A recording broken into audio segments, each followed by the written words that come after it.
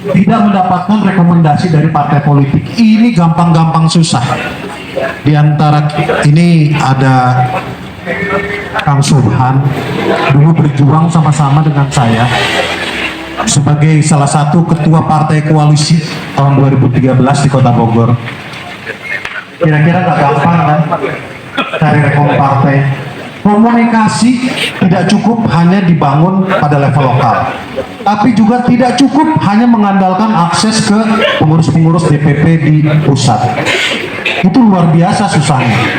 Kita tahu, dengar cerita, melihat orang tidak cukup hanya sekedar punya keinginan, tapi ketika tidak punya rekom dari partai politik, ya tidak akan bisa maju. Kalaupun melalui jalur independen 2013, 2018 ada yang maju lewat jalur independen, tapi suaranya nggak lebih dari 10%. Karena nggak punya jaringan yang begitu kuat dibanding mesin-mesin yang dibangun oleh partai politik dan relawan.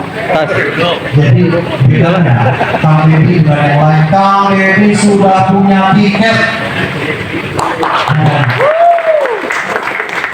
Jadi bukan hanya sekedar niat maju pilkada, tapi insya Allah bisa maju dan insya Allah Tenang. Yang kedua, yang membedakan Kang Deddy dengan yang lain, pengalaman. Jadi ketika maju menjabat itu tidak seperti sedang beraba-aba, tidak seperti sedang mencari-cari saya harus bikin apa, saya harus buat apa. Selama 5 tahun mendampingi seorang wali kota Kang Bima Arya, itu kiprah Kang Deddy luar biasa. Baru pertama kali menjabat, ada persoalan waktu itu R3 tertutup jalan karena persoalan pembebasan lahan. 3 tahun gak beres-beres, begitu Kang Deddy ikut menjabat sebagai wali kota Bogor, 3 bulan beres. Selesai. Itulah kenapa kemudian kita punya tagline Bogor beres. Itu alasan kedua.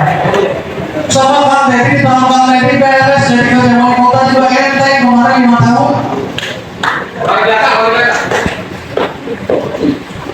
Kang Bima ada di sebelah sana, Kang Deddy ada di sebelah sini. Ngeberesin berbagai hal, sama seperti tadi yang disampaikan oleh Pak Muzaki. Supportnya kepada Pd Pasar luar biasa, perhatiannya untuk ikut mendukung membesarkan Pd Pasar luar biasa, menyelesaikan persoalan Pd Pasar luar biasa. Jadi itu alasan kedua kenapa Kang Deddy harus jadi wali kota Bogor. Yang tadi pertama apa? Sudah ada partai datang. Yang kedua pengalaman. Ini enggak lagi partai apa? Saya kenal Kang Deddy ini sebelum Kang Deddy sebagai wakil wali kota, saya bahkan di kantor. Satu kantor di perusahaan swasta dari tahun 2001. Jadi saya tahu persis Kang Deddy itu seperti apa. Berpikiran simpel, taktis, dan strategi. Mikirnya simpel-simpel aja. Ada persoalan, beresin, taktis, strategi. Dan harus beres cepat. 2001, barang-barang di kantor. Jadi saya sama sekali nggak khawatir.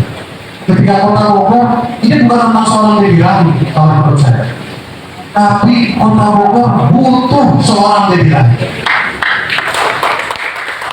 Ini bukan tentang Luhut Binsar, bukan tentang Musafir, bukan tentang Ridho, bukan tentang Pak Asep Semira. Ini tentang Kota Bogor. Kalau Kota Bogor pengen tambah maju, segala sesuatunya harus diberesin. Memang masih ada PR 2 tahun, hampir 3 tahun persoalan pandemi itu agak menghambat proses pembangunan di Kota Bogor karena persoalan anggaran dan lain sebagainya. Dan insya Allah ini dengan bergabung Kang Deddy, entah dengan siapa pasangannya nanti, itu akan bisa berlari kencang untuk mensejahterakan warga dan masyarakat. Sehingga pembangunan bukan hanya di pusat kota yang sekarang sudah ada dirintis, mulai dari utara ke selatan, ke timur, ke barat, ke tanah Sariah. Urusan kemacetan, urusan kemiskinan, urusan pengangguran, Ini apakah kita cukup yakin diserahkan kepada orang yang tidak cukup punya pengetahuan dan pengalaman? Ini kami dulu. Tadi jadi dua hal aja yang cukup. Kenapa kami ini? Satu udah bersih. Kita nggak akan berkeringat kemudian tidak punya arti keringat. Yang kedua memang pengalaman. Kita nggak seperti siapa-siapa kita serahkan Kota Bogor kita angkat.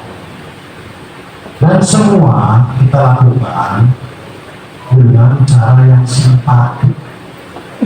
Jangan menyerang atau membunuh.